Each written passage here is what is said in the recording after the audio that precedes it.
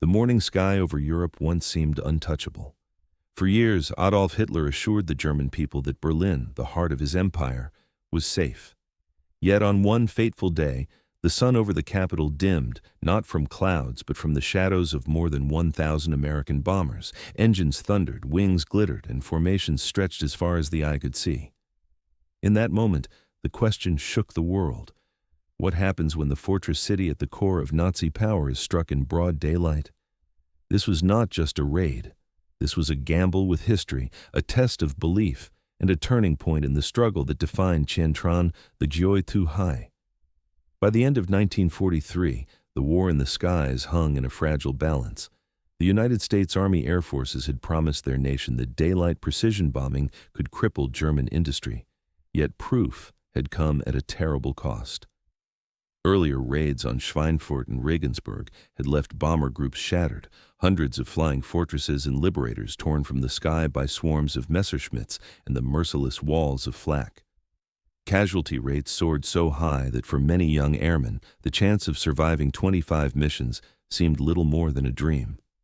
Still, across the Atlantic, America's factories roared with life. From Detroit to Seattle, machines never rested.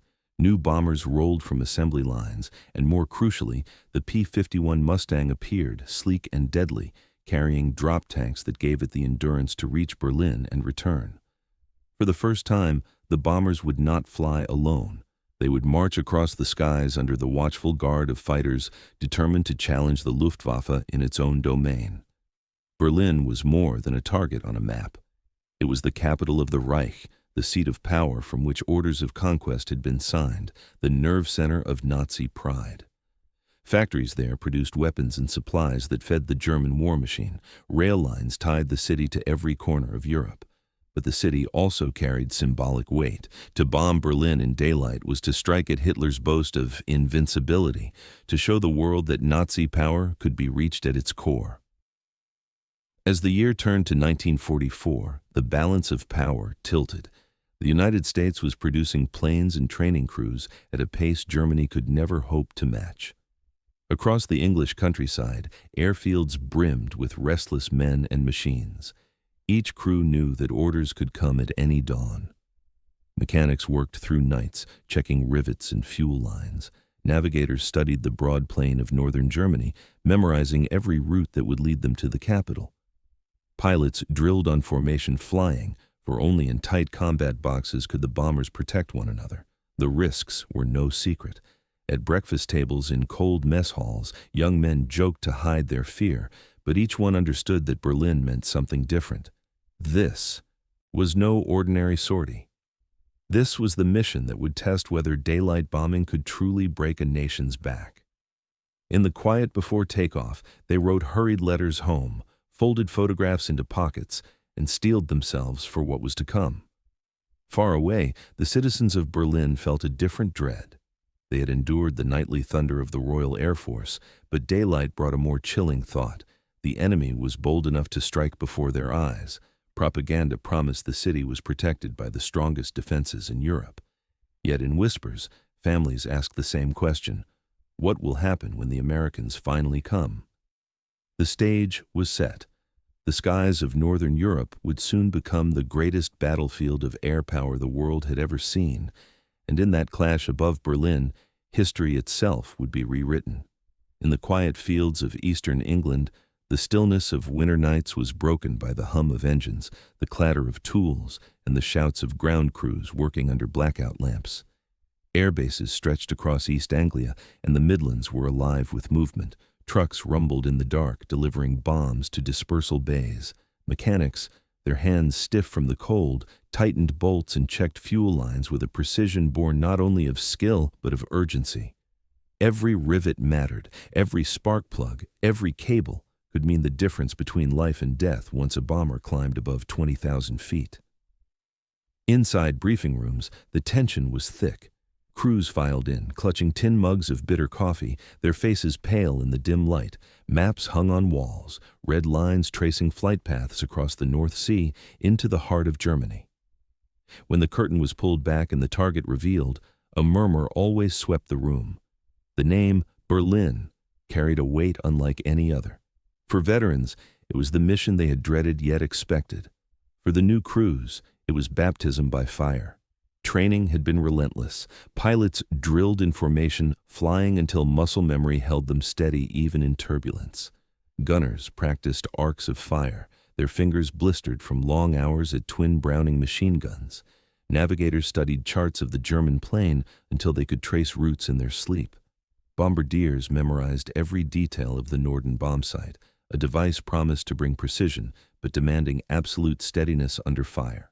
Each role mattered, and each man understood that his survival depended not only on his own skill, but on the discipline of the entire crew. The aircraft themselves embodied the industrial might of America. The B-17 Flying Fortress, famed for its durability, carried crews of 10 and bristled with 13 machine guns. The B-24 Liberator, faster and with a longer range, added heavier bomb loads to the mission. Both had strengths and weaknesses, but together they formed the backbone of the daylight bombing campaign. To German civilians, they would soon appear as endless silver shapes blotting the sky. To their crews, they were both lifelines and death traps, fragile in the face of concentrated flak. Yet the true shift lay in the sleek lines of the P-51 Mustang. Powered by the Rolls-Royce Merlin engine, equipped with drop tanks that gave it the endurance to fly to Berlin and back, the Mustang was the long-awaited guardian of the bombers. Alongside P-47 Thunderbolts and P-38 Lightnings, it promised something new, not merely survival, but dominance. Fighter pilots were instructed not just to defend, but to seek combat, to tear into German formations before they could strike the bombers. The scale of the mission demanded choreography on an unprecedented level. More than 1,000 bombers meant a procession stretching for miles, layer upon layer at different altitudes. Each squadron had its takeoff slot, each group its assigned path. A delay of even a few minutes could disrupt the fragile sequence, leaving stragglers exposed. In control towers, officers monitored weather forecasts, wind speeds, and cloud cover. Any miscalculation could doom the operation. Beyond the mechanics and maps, there was the human cost. Casualty rates for deep strikes into Germany often reached 20%. For many, the odds of completing the required 25 missions seemed impossibly slim. Yet the men did not flinch. In their letters home, they spoke of duty, of pride, and of the hope that each bomb dropped might bring the war closer to its end. Some wrote quick lines to mothers, wives, or sweethearts before climbing into their planes. Others folded photographs of children into their jackets, silent reminders of what they fought for. Meanwhile, across the Channel, Berliners prepared in their own way.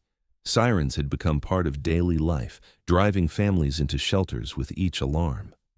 Propaganda promised the city was impregnable, its flak towers invincible, its Luftwaffe ready.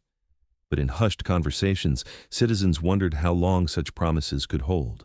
They had seen Hamburg and Bremen burn.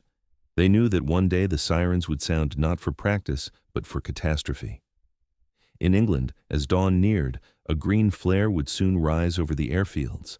Engines would roar to life, the ground would tremble, and the greatest armada of the air war would begin to assemble. But before that moment, in the stillness of preparation, history balanced on a knife's edge. The first light of dawn spread over the English countryside, glinting off frost-covered fields. At scattered airfields across East Anglia, the silence was broken by the growl of engines. One by one, the B-17 Flying Fortresses and B-24 Liberators began to roll from their dispersal points. Mechanics waved signal paddles, guiding the lumbering aircraft toward runways slick with morning dew. Propellers blurred, sending waves of exhaust into the cold air. For the men strapped inside, the vibration beneath their boots marked the beginning of a journey from which many would not return. Takeoff itself was perilous. Fully armed bombers strained under the weight of fuel, ammunition, and high explosives. Pilots gripped controls with white knuckles as their planes lifted reluctantly from the ground, too slow, and the aircraft risked crashing into hedgerows, too fast, and collisions loomed in the crowded skies. Every man remembered stories of accidents that claimed entire crews before they even left England. Yet, as each bomber climbed into formation, the great stream began to take shape. Within minutes, the sky over Britain was alive with movement. Squadrons gathered at assigned altitudes, merging like pieces of a colossal puzzle. From the ground, the sight was staggering. Hundreds of silver wings catching the pale light, stretching in disciplined rows across the horizon.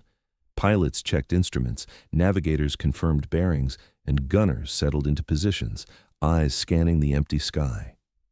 The chatter of radios was minimal, discipline enforced by necessity. A single misstep, one drifting plane, could ripple disaster through dozens of others. Above the bomber columns, fighters darted into their places. P-51 Mustangs, P-47 Thunderbolts, and P-38 Lightnings weaved protective patterns, their speed and agility a striking contrast to the lumbering giants they escorted. Bomber crews often looked up, drawing comfort from the sharp silhouettes of their guardians. In that bond between heavy bombers and their escorts lay the fragile hope of survival. As the formation turned eastward, the English coastline slipped beneath their wings. Below, the channel shimmered like a sheet of steel. Beyond it lay the long stretch of the North Sea, a silent corridor where the enemy could appear at any moment. Engines droned endlessly, a steady rhythm that lulled some into reflection and drove others into nervous anticipation. Inside the cold fuselages, oxygen masks hissed softly. Frost crept along window edges. Gunners flexed stiff fingers against the freezing air, brushing triggers of Browning machine guns. Navigators bent over charts, verifying headings again and again. Every roll mattered. Every man's concentration was demanded. Hours stretched into eternity as the formation pressed forward, the immensity of the mission sinking into each mind. To observers on the ground in Holland and northern Germany, the spectacle was beyond comprehension. Farmers paused in their fields, soldiers stopped at checkpoints, and civilians craned their necks skyward. The sky itself seemed transformed into a river of machinery, a procession of power stretching for miles. It was not just an attack. It was a message written across the heavens. The Americans had come, and they had come in force. As the massive bomber stream crossed the Dutch coastline, the silence shattered. German radar stations lit up with signals, their operators leaning close to glowing screens. Reports raced through command centers. Feindverband gesichtet, enemy formation sighted. Orders followed swiftly. Across central Germany, sirens wailed and Luftwaffe pilots sprinted to their aircraft. Engines of Messerschmitt Bf-109s and Focke-Wulf FW-190 fighters roared to life. The Reich's defenders were rising. From the cockpits of the American bombers, the first signs of resistance appeared as black bursts of flak erupted in the sky. Shells exploded with concussive force, filling the thin air with jagged steel. The bombers held formation, each pilot fighting instinct to swerve away from danger. To break formation was to invite death, exposing not only one aircraft but dozens around it. Inside the fuselages, gunners braced, their eyes locked on the empty horizon that would soon be filled with enemy fighters. They did not wait long. From above and ahead, the Luftwaffe came diving. Sleek German interceptors slashed through the sky, their cannons spitting fire. The first attacks were frontal, head-on charges meant to scatter the bomber boxes. Crews saw flashes of wings, tracer rounds streaking toward them, and then the deafening clang of impacts. Some aircraft shuddered, trailing smoke, engines coughing as crews scrambled to control damage. But this was no longer 1943. The bombers were not alone. Like hawks descending on prey, P-51 Mustangs streaked into the fight. With speed and maneuverability unmatched, they pounced on German fighters before they could align for another pass. Machine guns barked, contrails twisted, and the sky erupted into deadly duels. For the Luftwaffe pilots, the scale of the enemy formation was staggering. Veterans of France, Britain, and Russia had seen combat before, but nothing compared to the thunderous roar of over 1,000 bombers guarded by hundreds of escorts. Each attack meant diving into a storm of .50 caliber fire. Some never made it close, their planes shredded before they reached firing range. Others pressed on with reckless courage, scoring hits but paying with their lives. Within the bomber stream, gunners fought their own desperate battles. Waist gunners fired into blurs of shapes streaking past. Tail gunners tracked determined enemies creeping from behind, unleashing torrents of bullets into their path. The air was alive with streaks of red and green tracer rounds, crisscrossing in arcs of fury. In some squadrons, guns overheated from the relentless pace, forcing frantic barrel changes even as fighters closed in. From the ground below, German civilians watched in awe and dread. Trails of smoke marked where planes had fallen, some in flaming spirals, others breaking apart in midair. Parachutes dotted the sky, fragile specks drifting toward fields and forests. To those on the earth, it seemed as if the heavens themselves were at war. For the Americans, losses mounted, but the formation held. The strategy of flying in tight boxes, overlapping fields of fire, proved its worth even at a terrible cost. For the Luftwaffe, each attack drained not only machines but men, experienced pilots irreplaceable in a war where training new ones took months. By the time the bomber stream pressed deeper into Germany, the skies were littered with wreckage, yet the massive planes pressed onward, relentless as a tide. By the time the first waves of bombers reached the outskirts of Berlin, the city's defenses were already awake. Massive flak towers, built like modern fortresses of concrete, rose above rooftops, their barrels tilting skyward. From them, the thunder of 88mm guns and heavier calibers cracked the air. Shells burst at 20,000 feet, black blossoms of smoke and steel forming walls in the path of the bombers. The sky shook with each detonation. Inside shelters, Berliners pressed against damp walls, listening to the rolling barrage above. Civil defense workers moved swiftly, guiding families into bunkers, handing out masks and blankets. Children clutched dolls while mothers whispered prayers. They had endured British raids at night, but daylight brought a terror of its own. It was not distant thunder now. It was a storm overhead, relentless and visible. As formations approached the target zones, the signal came. Bomb bay doors open. Across the stream, the metallic clatter of mechanisms echoed, and shadows lengthened as racks of explosives were exposed to the sun. Bombardiers hunched over Norden sights, aligning crosshairs despite turbulence and shuddering impacts from Flak. Then, the city below was transformed. Strings of high explosives tumbled from the sky, cascading in waves, factories producing ball bearings, aircraft components, and communications gear shuddered as roofs caved in and machinery twisted under fire. Railway junctions vital to the flow of coal and steel erupted in geysers of dust and flame. Airfields at Tempelhof and Tegel were struck, runways cratered, hangars shattered. But bombs do not always heed maps. Entire neighborhoods vanished in firestorms. Apartments collapsed, shops disintegrated, and streets filled with rubble. Witnesses later recalled the sudden dimming of daylight, the sun eclipsed not by clouds, but by the sheer mass of aircraft above. A moment later, the ground shook as detonations rolled through the city, windows shattering miles away. For civilians trapped below, the experience was apocalyptic. Each whistle of a falling bomb was followed by a roar that seemed to tear the earth apart. In some districts, incendiary clusters ignited roof timbers and fuel stores, setting off blazes that spread faster than fire brigades could contain. Columns of smoke rose thousands of feet, mingling with contrails of the bombers themselves. Survivors described looking up to see a canopy of fire and steel stretching across the horizon. Even as the city burned, the air battle raged overhead. German fighters, desperate and enraged, pressed attacks with suicidal intensity. Some pilots dove through curtains of defensive fire, hurling rockets into the tightly packed formations. Others carried aerial bombs meant to explode within bomber boxes. Still others rammed their machines into the heavy aircraft, sacrificing themselves in futile attempts to break the stream. The Americans, though bloodied, held steady. Escorts drove into the enemy with ruthless efficiency, turning dogfights into swirling dances of death above the city.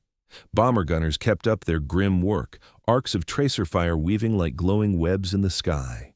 Losses mounted on both sides, bombers falling in smoke, fighters tumbling in flames. But the relentless tide continued. On the ground, propaganda loudspeakers blared assurances that the city stood firm, that Berlin would never fall. But among the ruins, Berliners saw the truth. Historic avenues lay scarred, hospitals overflowed, and funeral processions grew. The capital of the Reich, once boasted as untouchable, now trembled beneath the weight of American bombs in the clear light of day. In those hours, Berlin was no longer a symbol of Nazi pride. It was a city under siege, its fate written in fire and smoke above. The myth of invulnerability was gone, shattered by the roar of engines and the rain of steel. When the last bombs tumbled from their bays and Berlin lay cloaked in fire and smoke, the bombers turned westward. But survival was far from assured. The road home was long, and the cost of the mission was only beginning to reveal itself. Many aircraft carried scars too deep to ignore. Wings were riddled with holes, engines coughed and leaked oil, control cables frayed and snapped under strain. Crews worked frantically to keep crippled machines aloft. Pilots fought controls that shivered with every movement, coaxing their planes forward inch by inch toward the distant safety of England. Formation discipline, so tight on the approach, now began to unravel. Some bombers lagged behind, unable to keep pace. These stragglers became easy prey for German fighters still prowling the skies. Like wolves hunting wounded prey, Luftwaffe pilots dove onto isolated targets. In desperate firefights, gunners fired until barrels glowed red, sometimes holding attackers at bay, often not. Many crews vanished in flames, plunging into the farmland below. For those who endured, the ordeal grew harsher. At high altitude, the freezing wind tore through ruptured fuselages where metal panels had been blown away. Men bled from wounds, their gloves stiff with frost, lips cracked and raw beneath oxygen masks. Medics improvised bandages from parachute silk, tourniquets from headset cords, anything to keep comrades alive until landfall. Even the escorts bore the strain. P-51 Mustangs and P-47 Thunderbolts pushed fuel limits to shield the most vulnerable. Some pilots risked running dry, forced to ditch in the channel or land at emergency strips scattered across southern England. Their determination bought precious time, sparing countless bombers from destruction. Back in Germany, civilians watched the retreating formations with mixed feelings. Some cheered as wounded planes spiraled down, taking their crews with them. Others pitied the parachutes drifting helplessly into fields where angry crowds or soldiers awaited. For captured airmen, the future lay behind barbed wire in prison camps. For the dead, the fields of Europe became their resting place. When at last the surviving bombers crossed the coast and saw the waters of the North Sea below, relief swept through weary crews. Yet even then, danger lingered. Some planes collapsed on landing, wheels giving way, wings snapping as they skidded across runways. Ambulances rushed forward, medics pulling bloodied men from shattered fuselages. Ground crews counted not only those who returned, but also the empty bays where friends would never come back. The price was staggering. Dozens of bombers lay destroyed, hundreds of men killed, captured, or missing. Yet, for all the loss, the mission had achieved what planners intended.